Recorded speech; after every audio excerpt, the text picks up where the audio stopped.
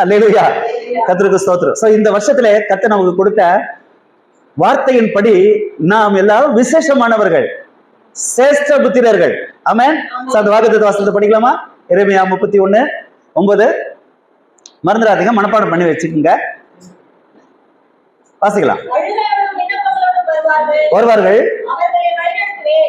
என்னங்க, தம்மை நோக்கி வருகிற பிள்ளைகளை வேதனையோடு, கலக்கத்தோடு, துக்கத்தோடு, வேண்டுதலோடு, விண்ணப்பத்தோடு, நம்முடைய வாழ்க்கையை விட நெருக்கம், எவ்வளவு போராட்டம், எங்க போக முடியும் நம்மளால? அவரை விட்டா நமக்கு யாரு உண்டு? அவர்கிட்ட வர்றது எல்லாமே வேற யாருக்கிட்ட நம்ம போக முடியும்? வேற ஒரு வழியை தேவன் வைக்கவே இல்லை. அவரே வழியும் சத்தியமும் ஜீவனுமா இருக்கிறது. அவராலே அல்லாமல் வேற ஒருவராலும் ரட்சிப்பு இல்லை.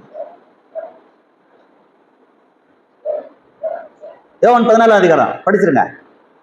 உங்கள் இருதயம் கலங்காதிருப்பதாக தேவனிடத்துல விசுவாசமாக இருங்கள், என்னிடத்திலேயும் விசுவாசமா இருங்கள். அப்போ பிதாவிடத்துல விசுவாசமா இருங்க, குமாரனிடத்திலும் விசுவாசமா இருங்க. என் பிதாவின் வீட்டில குவார்டர்ஸ்ங்க கட்டி போட்டு வச்சிருக்காரு, ஏராளமான. ஆமா, அல்லேலூயா, பிளாட்ஸ்ங்க நிறைய கட்டி போட்டு வச்சிருக்காரு. என் பிதாவின் வீட்டிலே அநேக இருக்கிறது. Free admission, free. ஸ்தோத்திரம், அல்லேலூயா. ஆமா, இங்க உலகத்துல காசு கொடுத்து தான் வாங்கணும், ஆனா பரலோகத்துல காசு கொடுக்க வேண்டியது இல்ல. அவருக்கு நாம் பிரியமான பிள்ளைகளா இருந்தா போதும்ன்றார். ஆமென். இல்லாதிருந்தால் அங்க ஒண்ணும் இல்லப்பா அப்படின்னு நான் சொல்லிருப்பேன், ஆனா இருக்கு. அல்லேலூயா. உங்களுக்கு எனக்கும் ஒரு ஸ்தலம் இருக்குது, ஒரு இடம் இருக்குது.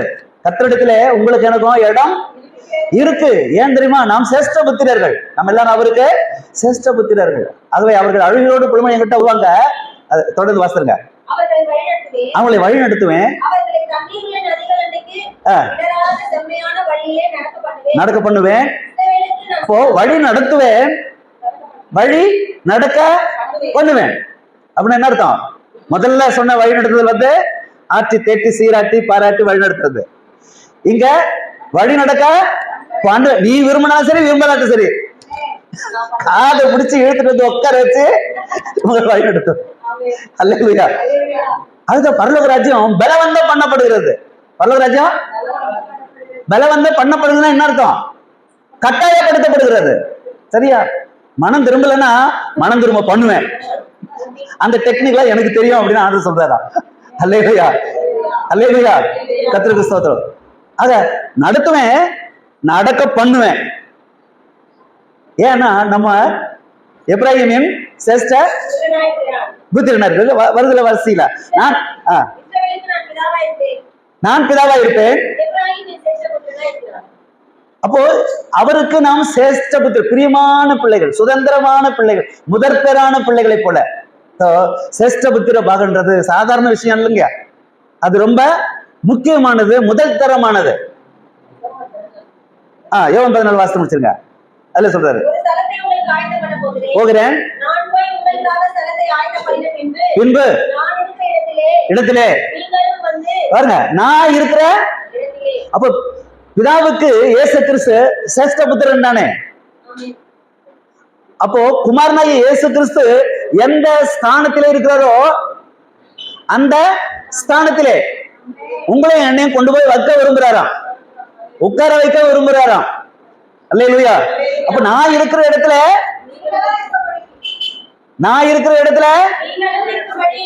ஏங்க நமக்கு தகுதியா? இயேசு இருக்கிற இடத்துல நம்ம போய் உட்கார்றதுக்கு நமக்கு தகுதியா? இல்ல.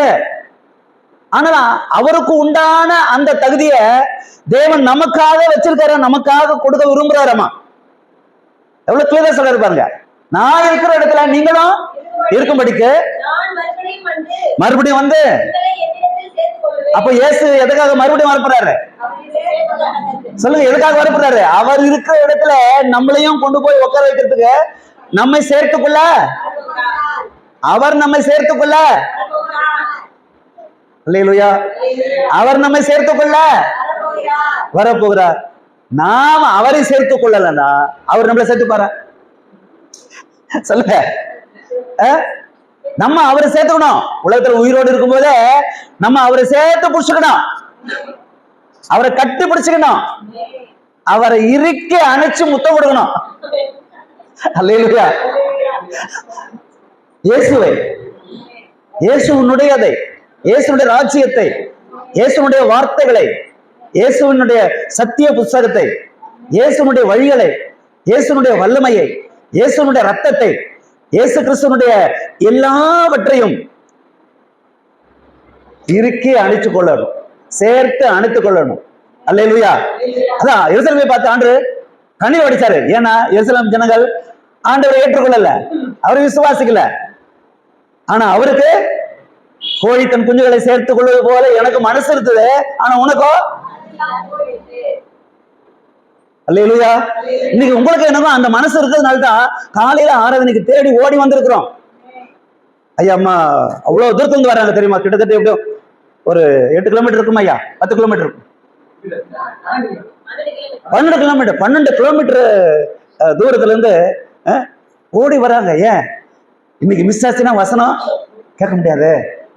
ஆண்டவர் மேல வாஞ்சை, வசனத்தின் மேல் வாஞ்சை. அல்லேலூயா.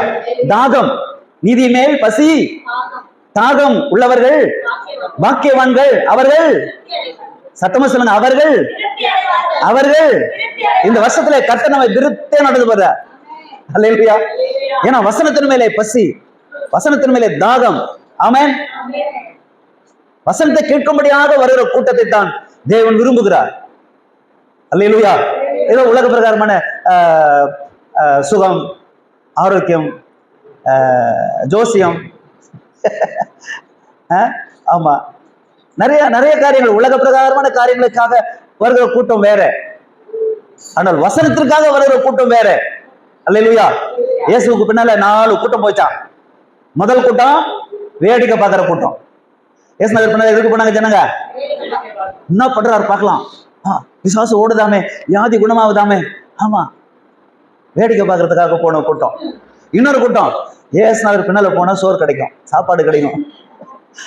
ஏன்னா 5 அப்பத்த 2 மணி 5000 பேருக்கு ஆக இனி வேலைக்கே போவேனாப்பா. இயேசு நகர் பின்னாலே எப்படி நமக்கு பசி இல்லாம ஏதாவது கிடைக்கும். அல்லேலூயா. அப்ப சாப்பாட்டுக்காக இயேசு நகர் பின்னால போன ஒரு கூட்டம். அல்லேலூயா. இன்னொரு கூட்டம் போய் நிறுத்து இயேசு நகர் பின்னால. எதுலடா இவரை குறை கண்டுபிடிக்கலாம்? சதுசேரி பரிசேயர் என்ன செஞ்சாங்க? இயேசு நகர் பின்னாலே போனாங்க. எதுக்கு போனாங்க? இயேசு நகர் கூட்டம் குற்றம் கண்டுபிடிக்கணும்ன்றதுக்காகவே அவர் பின்னால சுத்திட்டு இருந்தான் ஒரு கூட்டம். ஆமா. அல்லேலூயா. அல்லேலூயா. இன்னைக்கு ஓய்வு நாளாச்சே, இவர் எப்படி சுகம் கொடுக்கலாம்? ஏங்க எதுங்க முக்கியம்? ஆமா, உங்க ஆடோ மாடோ ஓய்வு நாள்ல பள்ளத்துல விழுந்துருச்சுன்னா தூக்கி விட மாட்டீங்களா? மூக்க வடிச்சாரு ஆண்டவர். அல்லேலூயா. அது அவரிடத்துல குற்றம் ஒன்று யாரும் சொல்ல முடியாது. குற்றமற்றவர் அவரு. அவர்கிட்ட போய் குற்றம் கண்டுபிடிக்க முடியுமா? கர்த்தருக்கு ஸ்தோத்திரம். ஆனா அவன் அதுக்குன்னே தான் தூக்கினான் தான். அல்லேலூயா. அல்லேலூயா. ஆனா 4வது ஒரு கூட்டம் இருக்கு, அவருடைய போதனைகளை கேட்கணும்ன்றதுக்காகவே சுத்திருந்த கூட்டம். அல்லேலூயா. கிருபை உள்ள வார்த்தைகளை கேட்கும்படியாக இயேசு நகர் பின்னாலே ஓடின ஒரு கூட்டம் உண்டு. அதுதான் இந்த ராஜரிக குடும்பம். அல்லேலூயா. அல்லேலூயா. கர்த்தருக்கு ஸ்தோத்திரம் உண்டாவது. அது ராஜரிக குடும்பத்தில் இருக்கிற எல்லாரும் ஆண்டவருக்கு விசேஷமானவர்கள். ஆமென். அல்லேலூயா. நான் இருக்கிற இடத்துல நீங்களும் இருக்கணும்னு ஒரு தகப்பன் விரும்புறாரு பாத்தீங்களா? எக்கண்ண கட்டுன்னு போங்கன்னு விட்டுருல, நான் இருக்கிற இடத்துல என் பிள்ளைங்களும் இருக்கணும் அப்படின்னு ஆசைப்பட்டுதான் மறுபடியும் ஏசாப்பா உள்ளத்துல வரப்போறாரு. ஆமென். அதுக்குதான் இந்த டீச்சிங்ஸ் எல்லாம் கொடுக்கப்படுகிறது. நான் இருக்கிற இடத்துல நீங்களும் இருக்கும்படி உங்களை சேர்த்துக்கொள்வேன். அறிந்திருக்கிறீர்கள், வழியையும் அறிந்திருக்கிறீர்கள். கர்த்தருக்கு ஸ்தோத்திரம். சொல்லிட்டு சொல்றாரு இல்ல, அது முதல் வசனம் பாருங்க. என்னால் என்று ஒருவனும் பிதாவினிடத்திலே 6வது வசனம், என்னாலே அல்லாமல் வேற ரூட்டே இல்லைங்க. அல்லேலூயா. அவராலே அல்லாமல் வேறொரு ஆளும் பிதாவினிடத்திலே. அப்போ பிதாவையும் நம்மையும் ஒன்னா சேர்த்து வைக்கிற வேலைதான் இயேசுநாதர் வேலை. அல்லேலூயா. தகுதி இல்லாத நம்மை தகுதிப்படுத்தி பிதாவினிடத்துல என் பிள்ளைகளை சேர்க்கணும்ன்றதுக்காகத்தான் நம்மளை தேடி இந்த உலகத்துல வந்தார். அல்லேலூயா. பாவிகளை ரட்சிக்க இயேசு கிறிஸ்து உலகத்திலே வந்தார் என்ற வார்த்தை உண்மையோ எல்லா அங்கீகரிப்புகளுக்கும் பாத்திரமா இருக்கிறது. அல்லேலூயா, அல்லேலூயா. சரி, வேதத்துல ஒரு என்ன சொல்றது, ஒரு சுவையான ஒரு சம்பவம் சொல்லப்பட்டிருக்கிறது பார்க்கலாம். உபாகம புஸ்தகம் 21 அதிகாரம். உபாகமம் 21 அதிகாரம் 15வது வசனத்திலிருந்து வாசிக்கலாம். 15 1 வாசிங்க. வாசி, அப்படியே மெதுவா வாசி.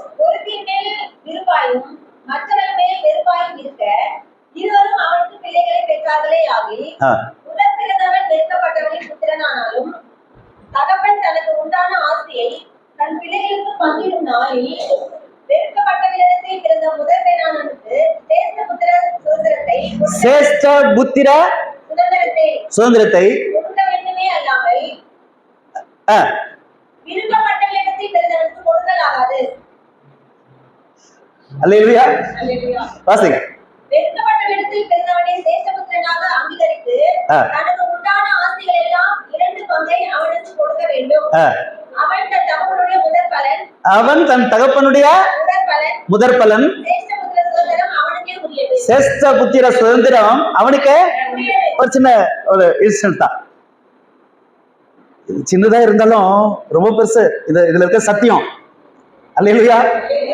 ஒருத்தனுக்கு எத்தனை மனைவிகள் சொல்லுங்க? எத்தனை மனைவிகள்? 2 பேர். ஒருத்தி யாரு? விரும்பி லவ் பண்ணி கல்யாணம் பண்ணிக்கணும். சரியா? இன்னொருத்தி வேண்டாம் இருப்பா. ஒருவேளை அரேஞ்ச் மேரேஜா இருக்கலாம். கர்த்தருக்கு ஸ்தோத்திரம். எப்படியோ விரும்பி கல்யாணம் பண்ணணும், விரும்பாம கல்யாணம், அது மொத்தம் ஆண்டவர் 2ஆ பிரிக்கிறாரு. கர்த்தருக்கு ஸ்தோத்திரம். அப்ப 2 மனைவிகள் இருக்கும்போது 2 பேருக்கும் பிள்ளைங்க இருக்கும்ல. இப்போ சொத்தை தகப்பனுடைய சொத்தை பிரிச்சு கொடுக்கணும். ஆண்டவர் என்ன கட்டளை கொடுக்குறாரு? விருப்பப்பட்டு கல்யாணம் பண்ணையா அவ பத்த பிள்ளைங்களுக்கு கொடுக்கணுமா, விருப்பப்படாத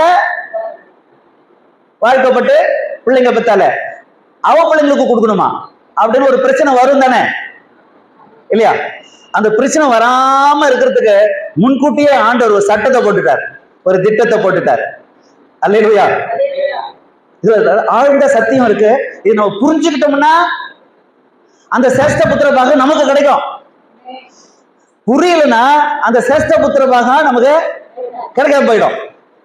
ஆக புரிஞ்சுக்கிட்டாலும் கிடைக்கும், புரியலனாலும் கிடைக்கும். அது புதிய ஏற்பாடு. பழைய ஏற்பாடு அப்படி இல்லை. அல்லேலூயா.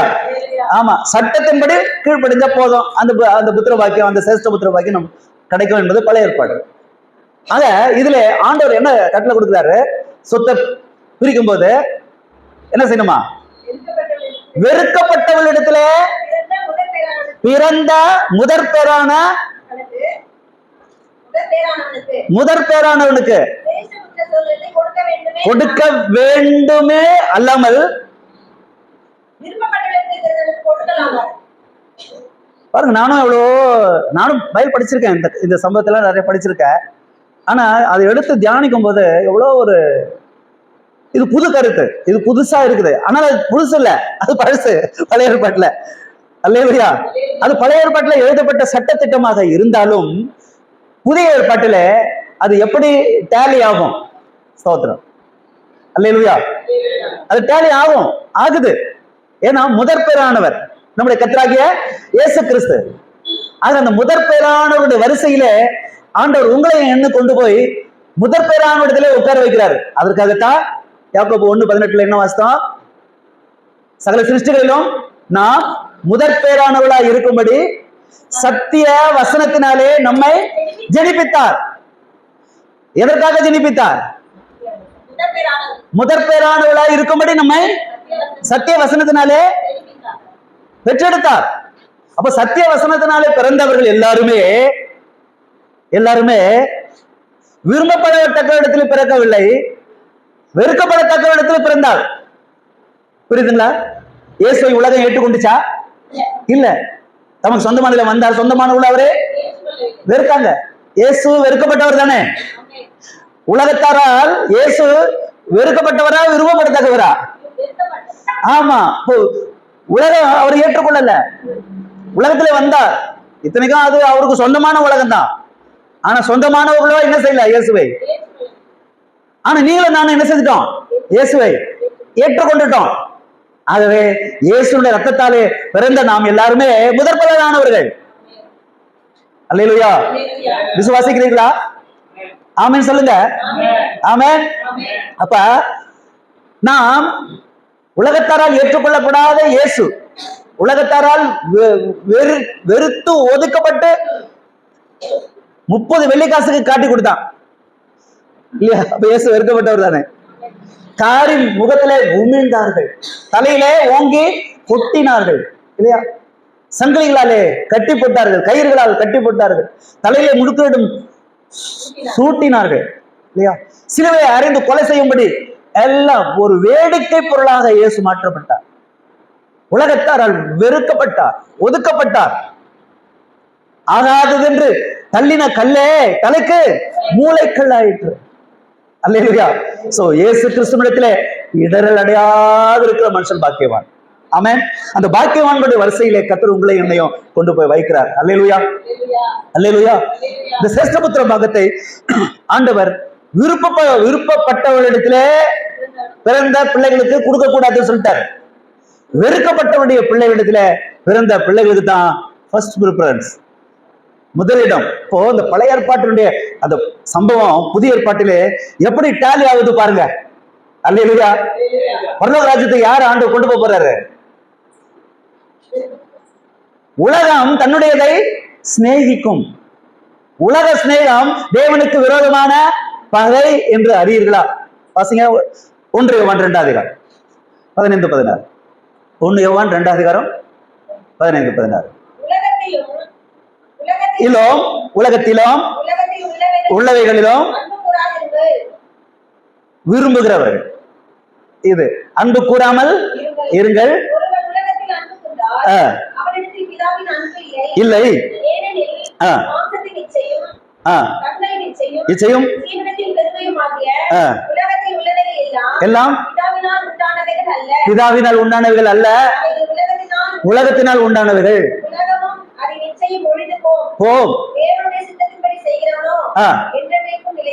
அப்போ ஆண்டவர் உங்களை என்னையும் தேவனுடைய சித்தத்தின்படி செய்கிற முதற் பேரான சிரேஷ்டபுத்திர பாகத்தை நமக்கு தந்து ஆண்டவரை மாத்திரம் நேசிக்கும்படியாக நமக்கு கிருபை தந்திருக்கிறார். உலகத்தை அல்ல, ஆண்டவரை நேசிக்கிற பிள்ளைகள். அல்லேலூயா. உலகம் தன்னுடையதை நேசிக்குமா? ஆனா உலகத்திலிருந்து உங்களை என்னையும் தேவன் தெரிந்து கொண்டபடினாலே உலகம் உங்களை பகைக்கிறது. யோவான் 15ஆம் அதிகாரத்துல இல்லையா? நீங்க வீட்டுல போய் மெதுவா வாசித்துக்குங்க. சரி, ஸ்தோத்திரம். அப்போ இயேசு சொன்னார் யோவான் 17ஆம் அதிகாரத்துல, நான் உலகத்தான் அல்லாதது போல நீங்கள் உலகத்தார் அல்ல. அதனால உலகம் நம்மை பகைக்கிறதா. அப்போ உலகம் நம்மை வெறுக்கிறது, நம்மை பகைக்கிறது என்று சொன்னா என்ன அர்த்தம்? ஆண்டவர் நம்மளை நேசிக்கிறாருன்னு அர்த்தம். அல்லேலூயா, அல்லேலூயா. அப்போ உலகம் 2 காரியத்தை நேசிக்குது. 2 காரியத்துல உலகம் தன்னுடையதை நேசிக்குது, ஆண்டவருடையத வெறுக்குது. அல்லேலூயா. நீங்க நானும் யாருக்கு சொந்தம்? ஆண்டவருக்கு சொந்தம். அதனால உலகம் என்ன செய்தான்? நம்மள வெறுக்குதான். ஸ்தோத்திரம். சோ வெறுக்கப்பட்டவரிடத்துல பிறந்த பிள்ளைகள் நாம் எல்லாரும், ஆண்டவரால் நேசிக்கப்படத்தக்க பிள்ளைகளாக இருக்கிற நாம் எல்லாரும். ஆமென். அல்லேலூயா.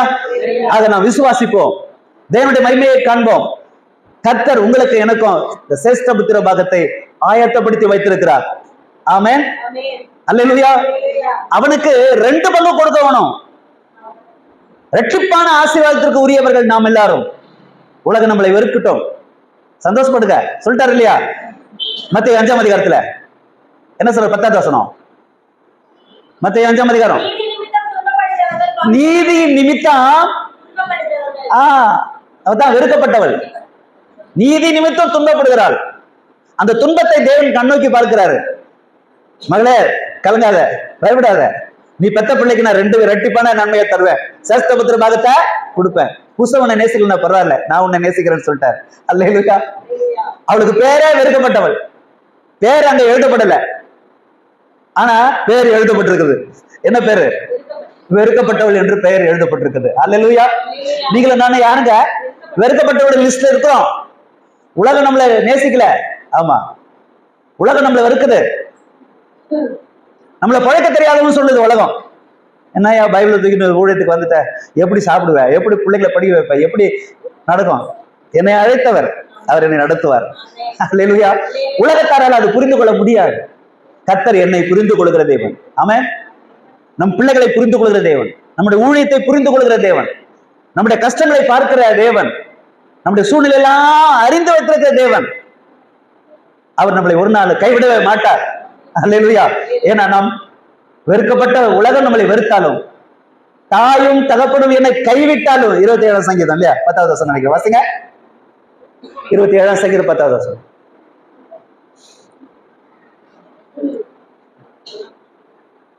எவ்வளவு நேரம்?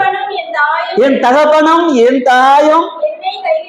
நான் ஒரு அனாதை தானே, தகப்பனும் தாயும் இல்லைன்னா நம்ம அனாதை தானே. அல்லேலூயா. இங்க சொல்றாரு யாரு? தாவீது சொல்றாரு. அப்ப தாவீது தன்னுடைய அனுபவத்தை எழுதுறாரு. தகப்பனும் தாயும் கைவிட்டு இருக்கிறான். தாவீதினுடைய அப்பாவும் அம்மாவும் இது தாவீதை கைவிட்டு இருக்கிறாங்க. ஏன்னா தாவீதுக்கு அண்ணனுங்க எத்தனை பேரு?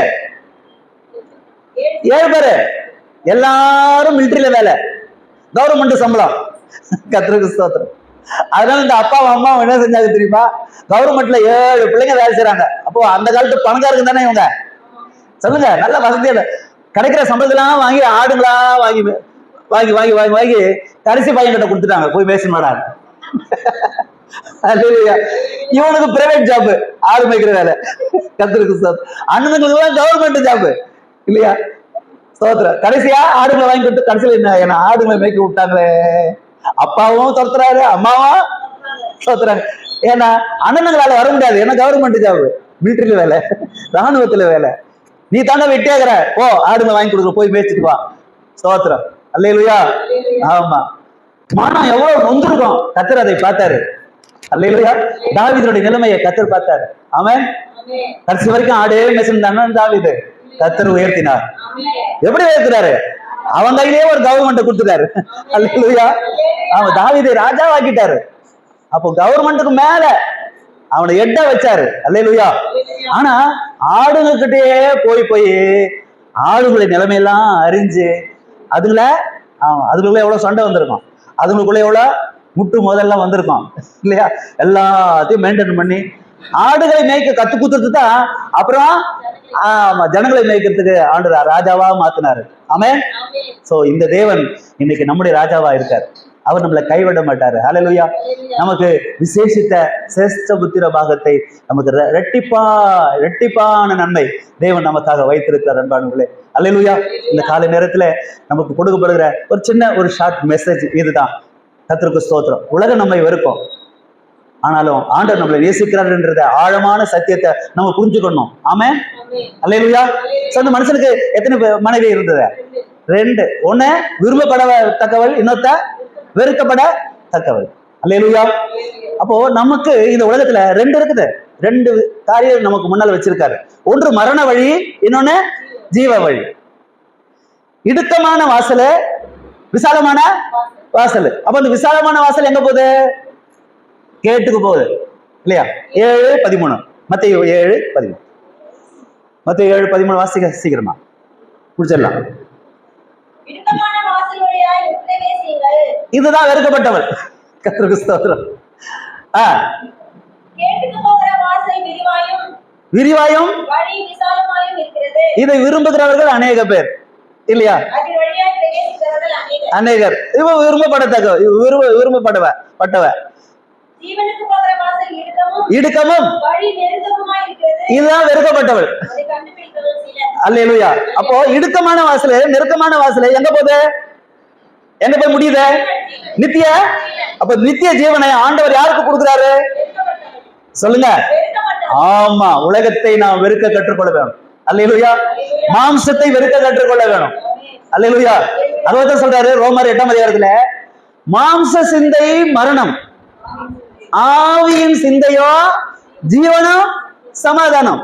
வாசிங்க அந்த வசனம் 8:8 நினைக்கிறேன். வாசிங்க 8:6. மாம்ச சிந்தை மரணம், மாம்ச சிந்தை மரணம், ஆவியின் சிந்தையோ ஜீவனும் சமாதானமாம்.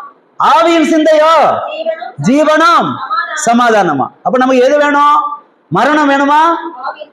ஜீவனும் சமாதானம் வேணுமா? இரட்டிப்பான ஆசீர்வாதம். அல்லேலூயா. அதுதான் இயேசு சொல்ல, தன் ஜீவனை விரும்புகிறவன் அதை இழந்து போவான், என் நிமித்தம் தன் ஜீவனை கொடுக்கிறவன் அதை கண்டடைவான். இப்போ இயேசுக்காக வாழ்கிற ஒரு கூட்டம் இந்த ராஜரிக குடும்பமா இருக்க வேணும். அல்லேலூயா. இதை நீங்கள் விசுவாசிக்கிறீங்களா? இந்த சத்தியத்தை தெரிந்து கொண்டீர்களா? அறிந்து கொண்டீர்களா? அல்லேலூயா. இதுதான் அந்த சேஷ்ட புத்திர பாகம், முதற் பலன், முதற் பேரானவர்கள். கர்த்தருக்கு ஸ்தோத்திரம். ஆமென். அல்லேலூயா. அல்லேலூயா. ஆமென். சோ அந்த முதற் பேரானவருடைய வரிசையிலே கர்த்தர் நம்மை கொண்டு போய் உட்கார வைக்கிறார். எபேசியர் 2ஆம் அதிகாரம் 7வது வசனம். எபேசியர் 2ஆம் அதிகாரம் 7வது வசனம்.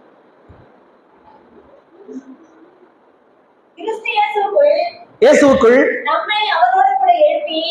நம்மை இயேசுவோடு கூட எழுப்பி பாருங்க, அந்த நம்மை என்ற இடத்துல நம்ம பேரை கூட போட்டு படிக்கலாம், ஒன்றும் பிரச்சனை இல்லை.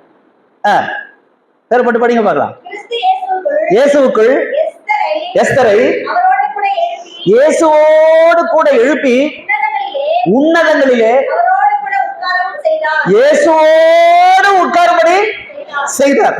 என்ன மாதிரி ஆச்சரியமான வார்த்தை பாரு. உங்கள் ஒவ்வொருவரையும், நம் ஒவ்வொருவரையும் இயேசு உன்னதங்களிலே அவரோடு கூட எழுப்பி அவரோடு உட்காரும்படி செய்கிறார். உட்காரும்படி அவர் கூட போய் உட்கார்றது எவ்வளவு பெரிய விஷயம். அல்லேலூயா. இது சாதாரணமா கிடைக்கக்கூடியதல்ல. ஆமென். அல்லேலூயா.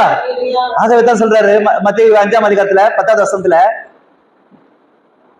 சந்தோஷப்பட்டு களி கூறுங்கள். வாசிங்க அந்த வசனத்தை. 11 கூட படிங்க.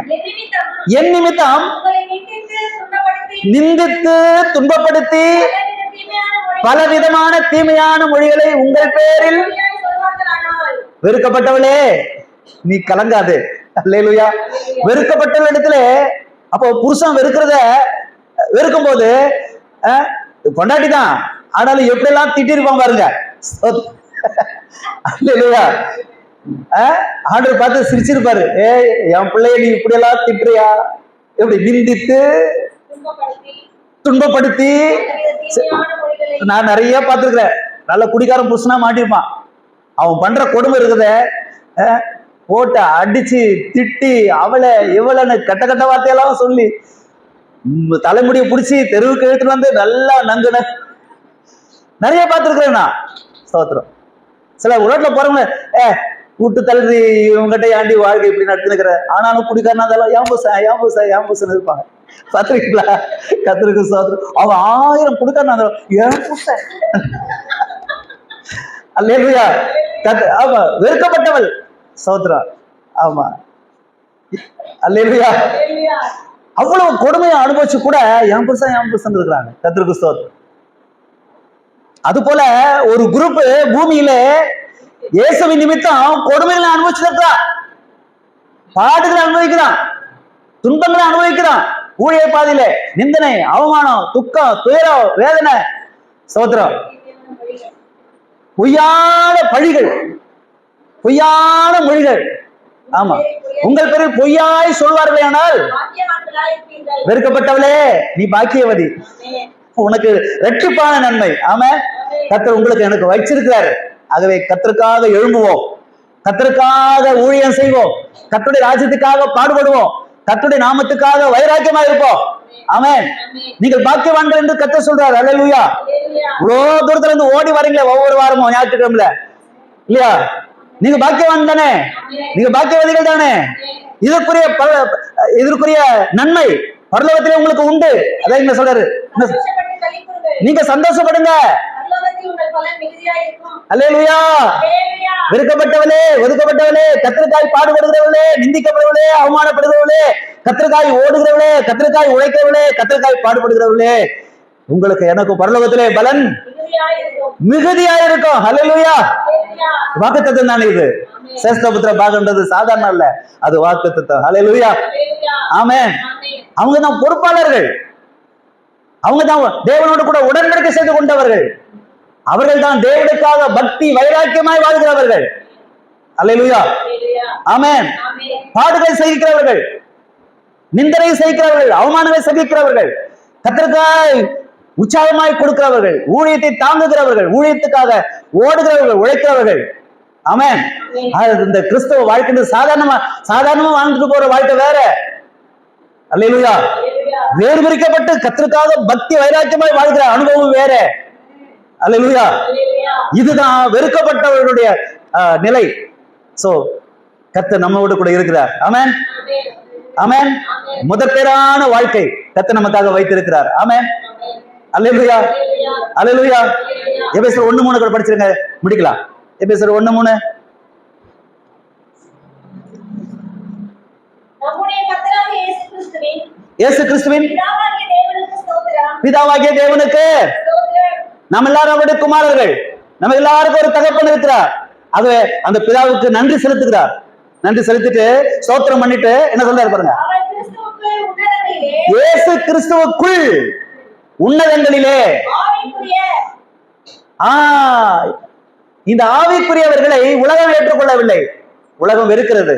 ஆக நாம் வெறுக்கப்பட்டவர்கள் என்பதை நான் நிறுத்தி காட்டுகிறேன். ஆமென், அல்லேலூயா.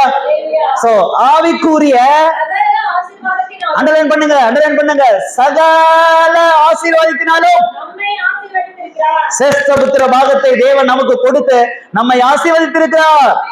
அல்லேலூயா, வாக்குத்தத்தம். ஆமென். அதை பிடித்துக் கொள்வோம். கர்த்தர் நம்மை ஆசீர்வதிப்பாராக. அப்படி எழுந்து நிற்கலாம், கண்களை மூடி.